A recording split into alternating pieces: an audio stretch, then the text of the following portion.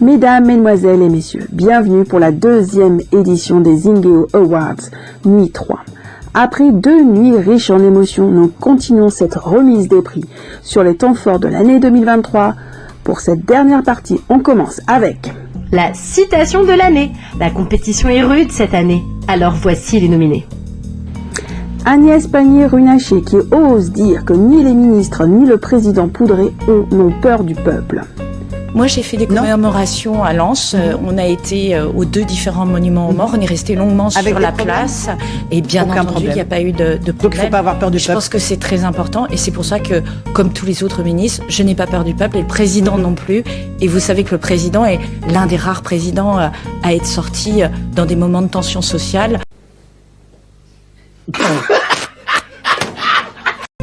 La ministre des Sports, Amélie Oudéa-Castéra, qui estime ne pas être bien payée. Yael Braun-Pivet qui a osé dire que le 49.3 a permis d'éviter un risque de shutdown. Emmanuel Macpoudré, qui a dit « J'ai encore 3 ans et demi devant moi, je ne compte pas m'arrêter là. » Le pire est à craindre en effet. Ouf, la science a gagné, signé David Pujadas à propos des picousés. Nous avons réussi à sortir de la crise inflationniste en 2 années, signé Bruno Le Maire, qui est déterminé à conserver son titre.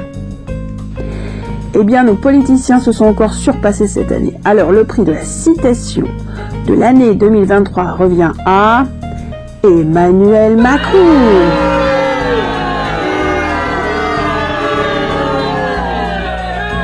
Et oui, quand on voit comment il massacre ce pays, le fait de nous rappeler qu'il lui reste encore 3 ans pour nous terminer au sol, c'est un peu un spoiler, non? Mais comme l'a si bien dit Joël Dago-Séry, sûr, quand on raconte n'importe quoi au peuple, on essaie d'y répondre. Le peuple est con, alors. Donc, oui. Ah bon? Oui, le peuple est con. Le peuple est con. Oui, le peuple est con. Et oui, elle estime que le peuple est con et qui pourrait la contredire. Ce qui nous mène au Zingeo Award de l'abruti de l'année. 4 nominés pour ce prix. On commence avec Xavier Bertrand qui, après avoir raté le prix du comeback raté de l'année 2022, s'exporte dans une nouvelle catégorie. Mais qu'a-t-il fait? Alors, qu'a-t-il dit plutôt? Eh bien, il demande à ce que les auteurs d'actes antisémites regardent le film des attaques du Hamas. Non, mais comme si ça allait changer quelque chose. Bah ouais, ça les inciterait même à aller plus loin. Quel con ce mec. Bertrand. Deuxième nominé, Bruno Attal. Ce n'est pas le frère de Gabriel, mais il n'a clairement pas inventé l'eau chaude. Ses interventions démontrent que l'entrée dans la police est attribuée au premier idiot qui se présente. Même Moussa le dit lui-même. Est-il mieux sélectionner les policiers? Très certainement. Je constate avec vous, si vous me le permettez, que je suis à la tête d'un ministère où, à part les commissaires de police, ceux que nous recrutons, c'est souvent des enfants, pour reprendre notre mot, de 18, de 19, de 20 ans, qui n'ont pas fait de très grandes études et qui choisissent le service de la nation par la police et la gendarmerie. Et n'oubliez pas que nous avons aussi appris en 2023 que de buter un arabe, ça peut rendre très très riche. Voilà, je le laisse juste passer comme ça. Faut peut-être pas le dire à tout le monde. Faut peut-être pas trop que ça circule, mais je pense qu'il y a moyen de faire fortune beaucoup plus vite qu'en gagnant au loto. Je pense que c'est possible. Oh, je m'égare. Allez, on poursuit. Troisième nominé, Kevin Bossuet, qui... Non, écoutez ces citations. Et moi je dis une chose, on devrait faire une journée avec kippa. C'est-à-dire qu'on porterait tous la kippa dans ce pays pour rendre hommage aux victimes du 7 octobre. Écoutez, et surtout pour montrer notre solidarité avec les juifs. Attendez. L'état de droit, ça va bien 5 minutes parce que parfois, j'ai l'impression que c'est notre tombeau. Let her rip.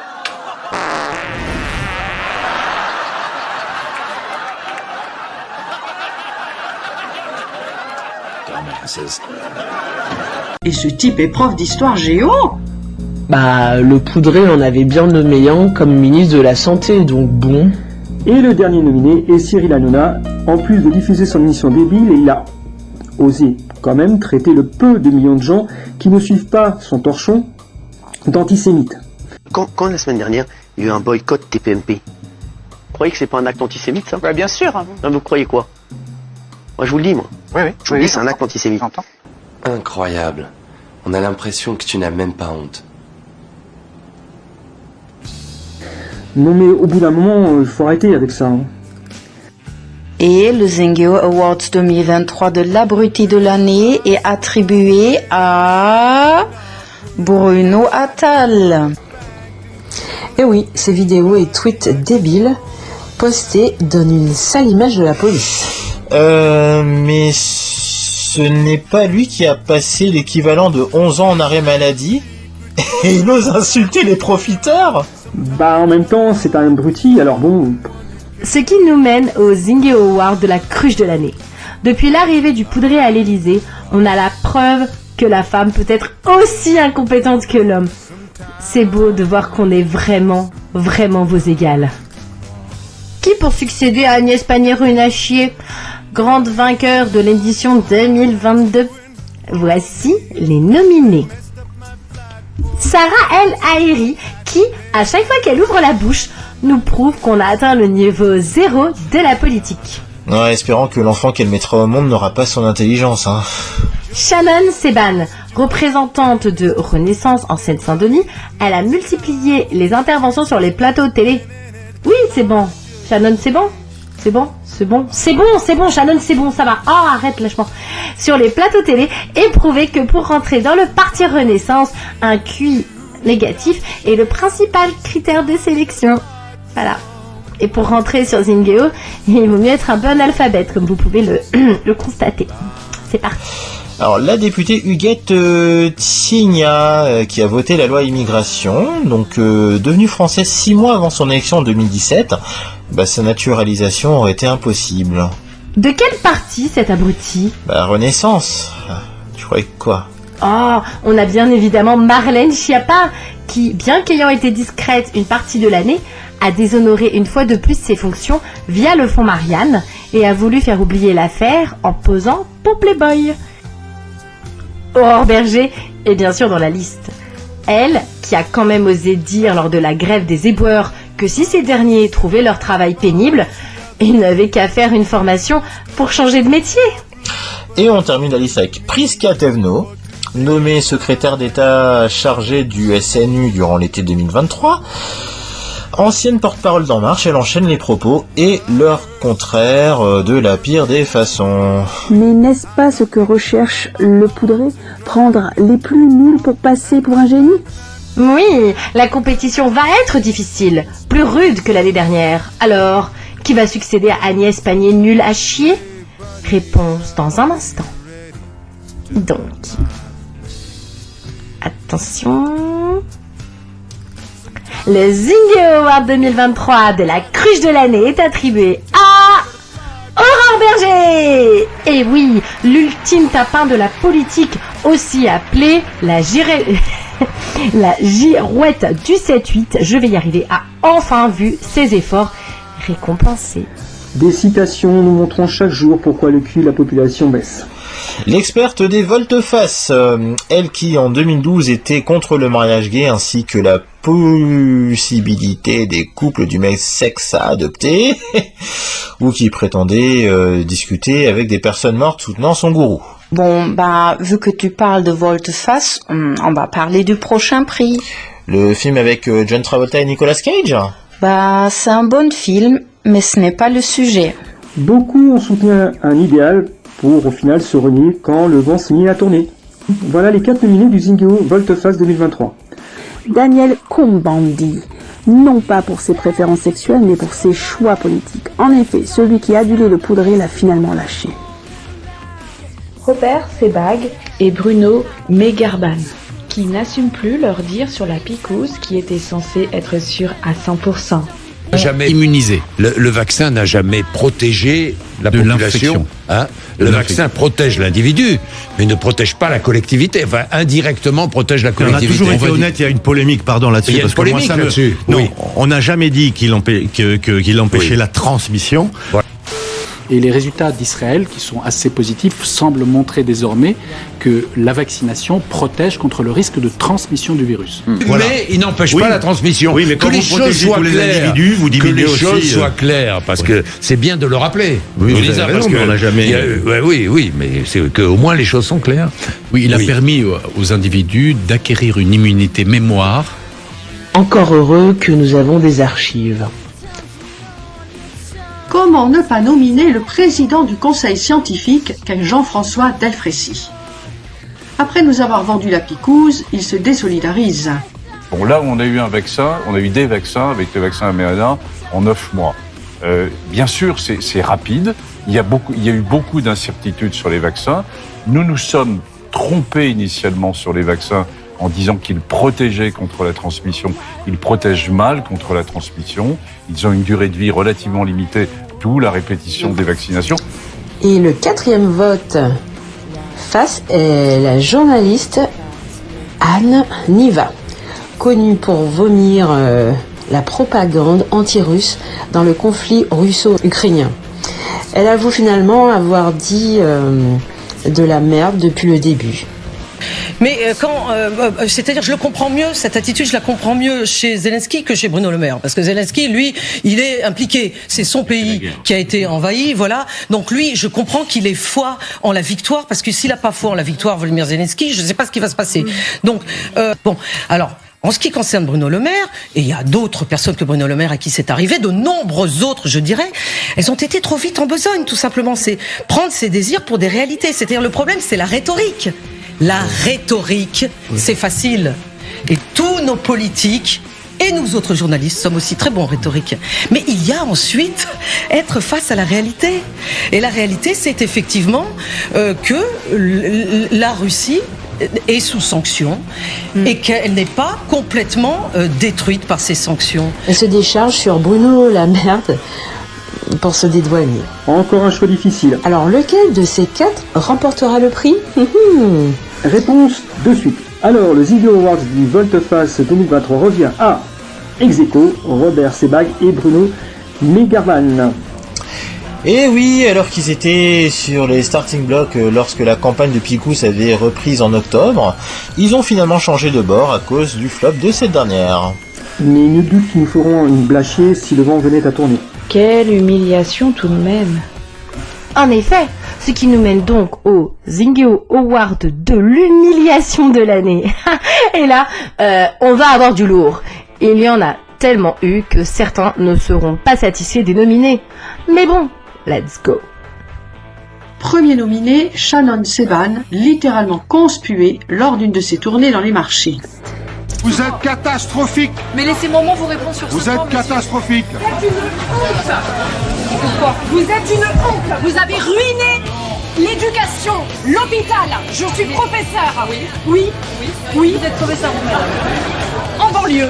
D'accord. Voilà, depuis 20 ans, on nous retire les moyens. On ne peut pas faire notre métier correctement. Nous sommes épuisés. Votre colère, elle est légitime. Et vous nous retirez encore des emplois. Et plus personne ne veut faire ce métier. Mais vous avez raison, il faut redonner. Elizabeth Borne, en effet, se disant en couple avec un homme, le concerné a nié les faits, ce dernier étant marié. Et on a découvert qu'elle n'assumait pas de se taper un laidron féminin. Pourtant, faire son coming out est une norme dans ce gouvernement. Les différentes sorties du poudré à l'étranger. Julien Audoul du Rassemblement National, démoli en direct par maître Fabrice Divisio.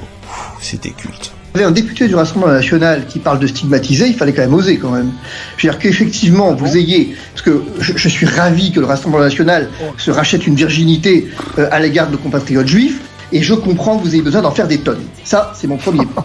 Non mais je veux dire monsieur, je ne fais pas de différence pour ma part entre les racismes. Il n'y a pas pour ma part un acte qui est effectivement anti-chrétien, un acte attentatoire à la dignité de l'homme. Je ne fais pas de différence entre les hommes. C'est dur hein. C'est dur le mot. Très rapidement, Jérôme Dubus et Nadia Bohémy. Moussa Darmanin qui a vu l'opposition lui mettre une torgnole lorsqu'il a voulu imposer la première version de la loi immigration. Macron, hué au Stade de France pour le mondial de rugby.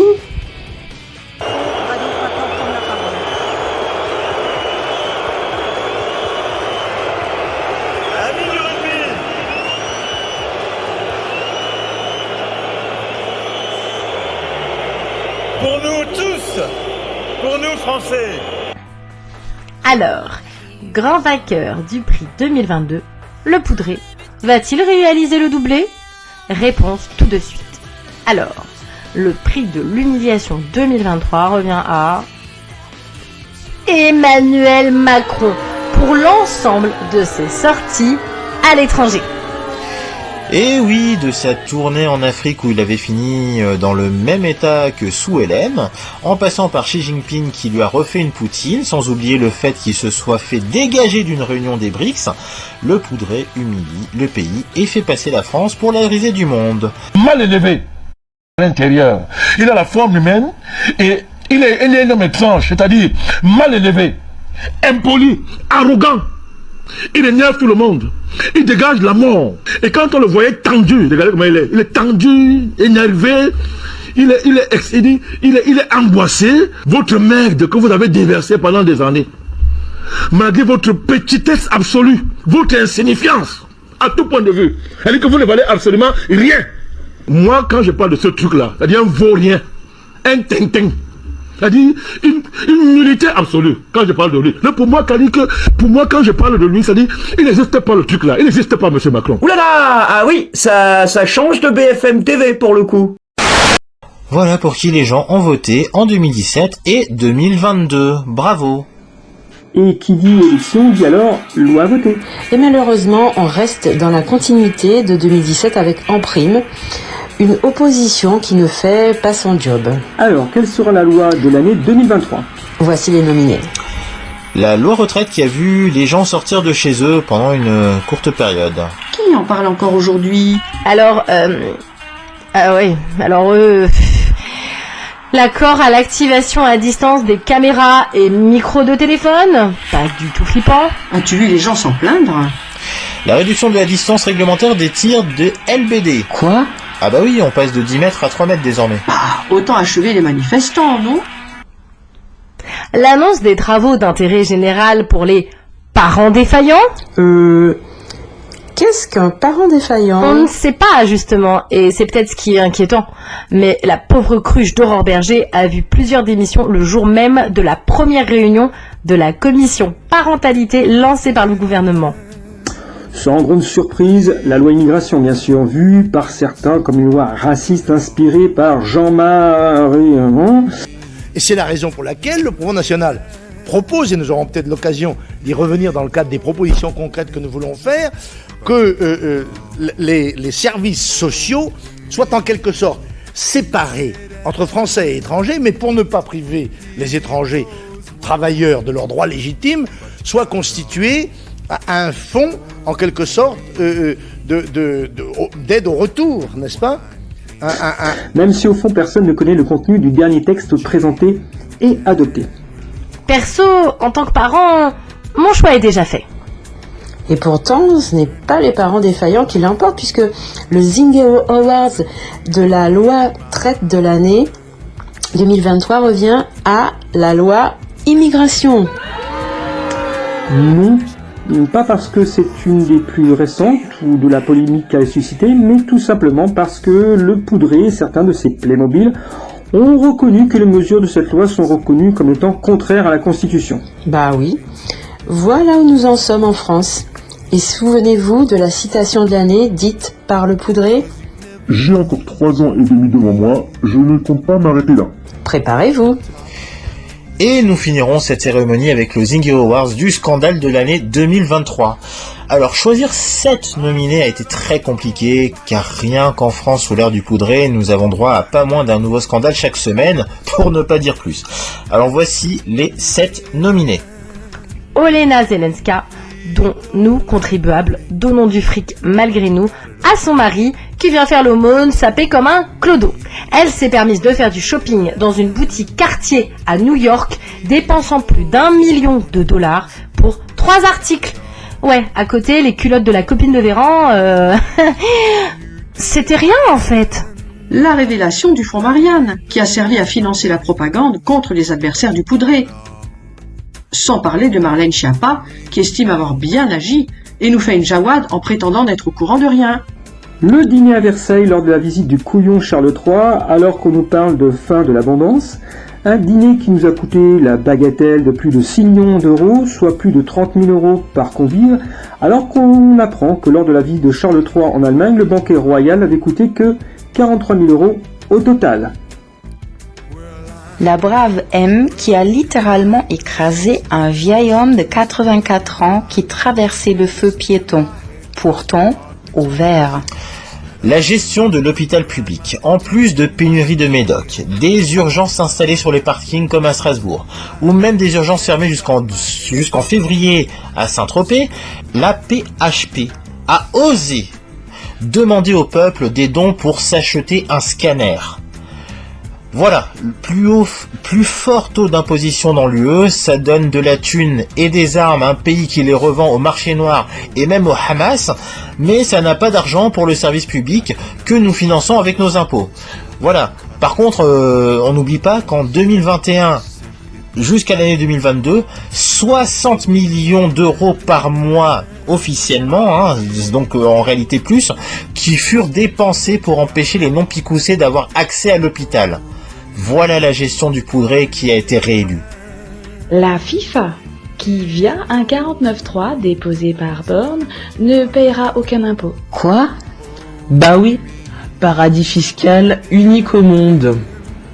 La fin du secret des sources journalistiques. En effet, la journaliste Dariane Lavrieux a en effet les frais en finissant en garde à vue suite à une de ses enquêtes, mettant en avant les magouilles de l'armée française qui a contribué à la fusillade de civils en Égypte. Et encore, on en avait d'autres en réserve. Donc, le Zingy Awards 2023 du scandale de l'année revient à... ça va être très compliqué de trouver un gagnant. Mais c'est la fin du secret des sources journalistiques qui l'emporte. Et oui, déjà qu'avec la censure, on est bien servi, mais si maintenant les vrais journalistes ne peuvent plus faire leur travail, c'est foutu. Voilà, c'était la 2e édition des Zingeo Awards, on espère qu'elle vous a plu. Et la décadence étant malheureusement toujours en marche, on se donne rendez-vous pour la 3e édition l'année prochaine. En attendant, on vous dit à plus, prenez bien soin de vous et restez connectés.